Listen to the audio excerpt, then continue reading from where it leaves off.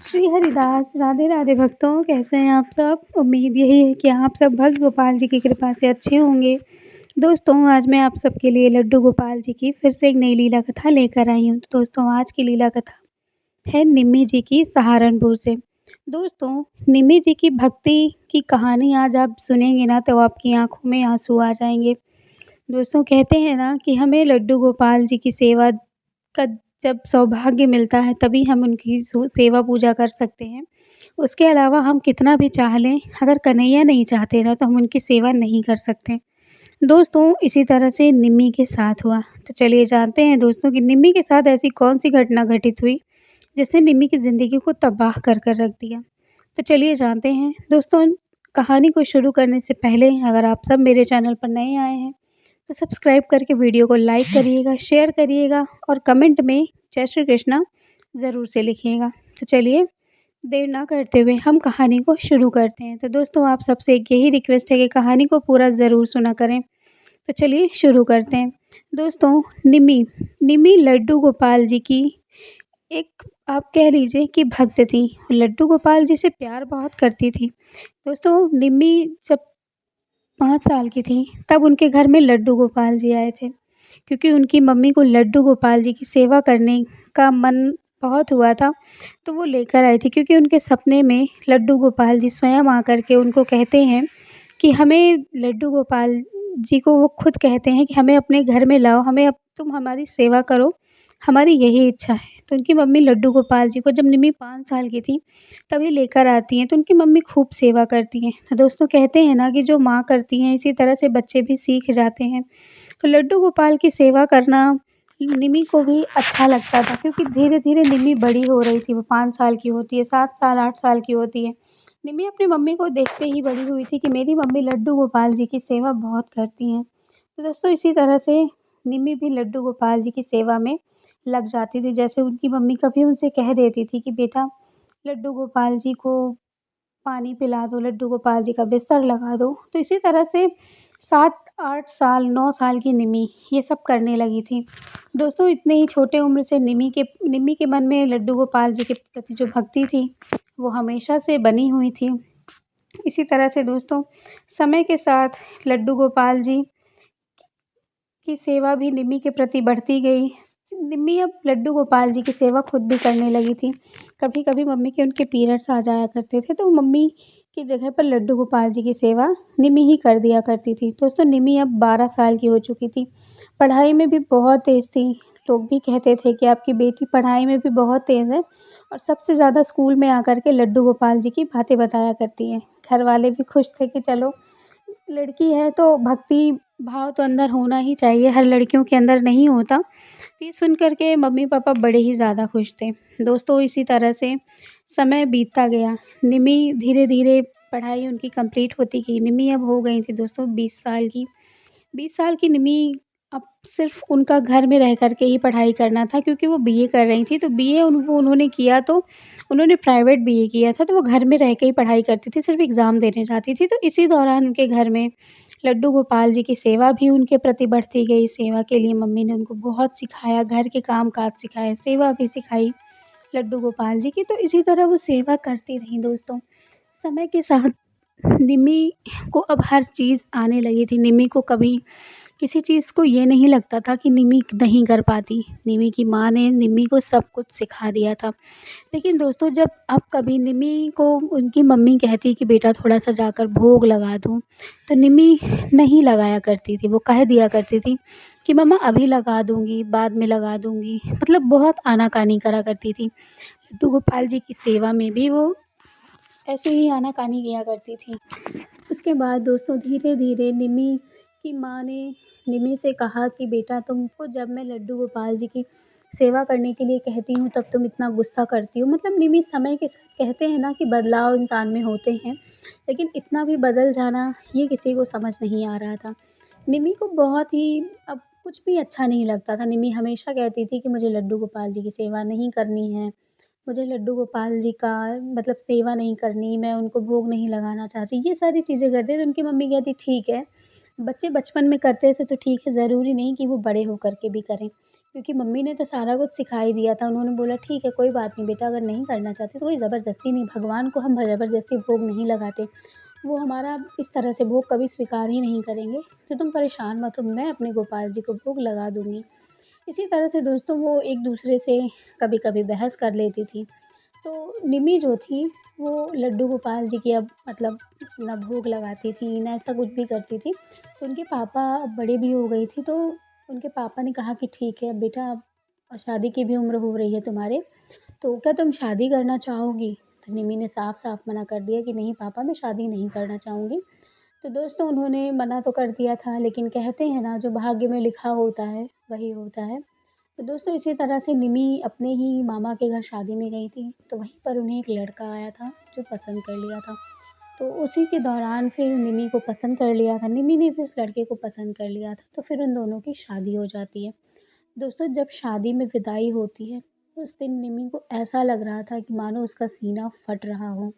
उसको ऐसा लग रहा था कि वो क्या छोड़कर जा रही है। उसको पहले लगता था कि ये उसका घर है, वो यहाँ रहेगी, उसकी जो मर्ज़ी आएगी वो करेगी, लेकिन आज उसे ऐसा लग रहा था कि उसने बहुत कुछ मिस कर दिया।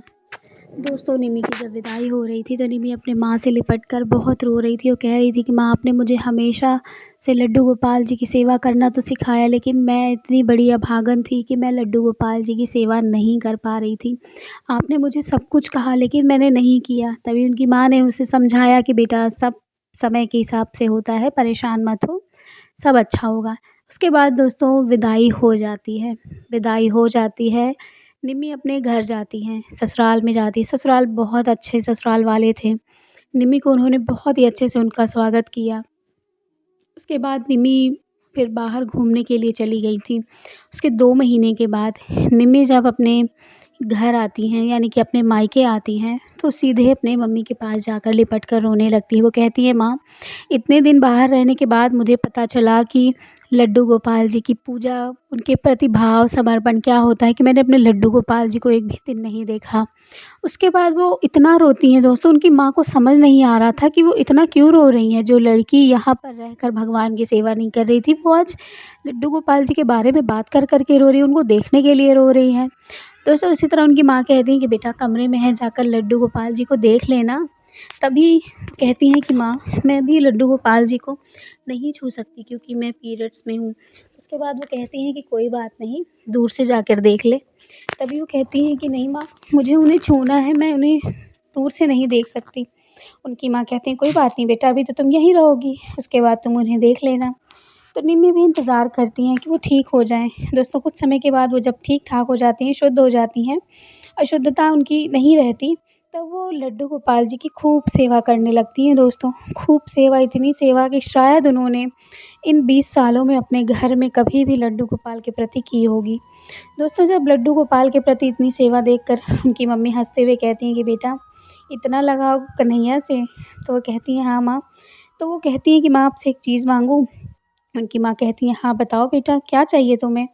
तो कहती माँ, मैं लड्डू गोपाल जी को ना अपने घर लेकर जाना चाहती हूँ। तभी वो कहती हैं बेटा, तुम आज पूजा कर रही हो, 4 दिन बाद तुम फिर से उनकी पूजा नहीं करोगी, तुम फिर से उन्हें लापरवाही करोगी लड्डू गोपाल के प्रति, तो इसीलिए तुम लड्डू गोपाल जी को मत ले जाओ। और वैसे भी कहते हैं ना कि मायके से लड्डू गोपाल जी को नहीं देना चाहिए, तो बेटा तुम लड्डू गोपाल जी को मत लेकर जाओ। दोस्तों इतना सुनकर उनकी आँखों से आँसू बहने लगते हैं। निम्मी कहती है माँ आप ये कह रही हैं? उनकी माँ कहती हैं बेटा, तुम मेरी बेटी और मैं तुम्हें जानती हूँ कि तुम कैसी हो। तुम जब दूसरी दुनिया को देखने लगती हो ना, तुम मोबाइल में लग जाती हो, टीवी में लग जाती हो ना, तो तुम भगवान को भोग लगाना भी भूल जाती हो। और यहाँ पर भी यही हुआ था। इसीलिए मैं तुमको कितना समझाती थी, गोपाल जी की अगर सेवा कर रही हो बेटा ना, तो बहुत ही मन से करो। ये सुनकर फिर निम्मी रोने लगती हैं दोस्तों। निम्मी की माँ निम्मी को समझाती हैं कि कोई बात नहीं बेटा, अगर लड्डू गोपाल जी चाहिए, अगर सच में सेवा करना ही चाहती हो, तो मायके में ससुराल में जाना, अपनी सासू माँ से कहना कि माँ लड्डू गोपाल जी लाओ, मैं सेवा करना चाहती हूँ, तो वो ज़रूर लाएँगी। तो दोस्तों इतना कह के वो कहती हैं ठीक है, और वो लड्डू गोपाल जी की सेवा के लिए कहती हैं कि लड्डू गोपाल जी को लेकर आओ। जब वो अपने ससुराल जाती हैं, तो उनकी सासू माँ लड्डू गोपाल जी को लाने के लिए मना करती हैं, क्योंकि वो कहती हैं कि बेटा हमारे यहाँ नॉन-वेज बनता है। और नॉन-वेज, ये बात शायद उस दिन पता चली थी निम्मी को कि उनके घर में नॉन-वेज बनता है। ये बात हर कोई नहीं बताता कि उनके घर में नॉन-वेज या वेज होता है या नहीं।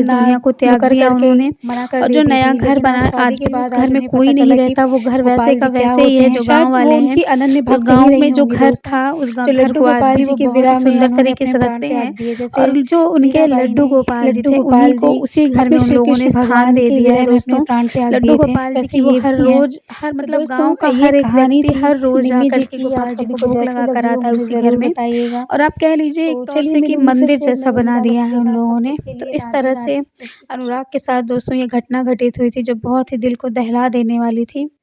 तो दोस्तों आप सबकी इस घटना पे क्या राय है मुझे कमेंट बॉक्स में ज़रूर बताएं। कमेंट बॉक्स में दोस्तों आप लोग जय श्री कृष्णा राधे राधे का ज़रूर से जयकारा लगाया करिए।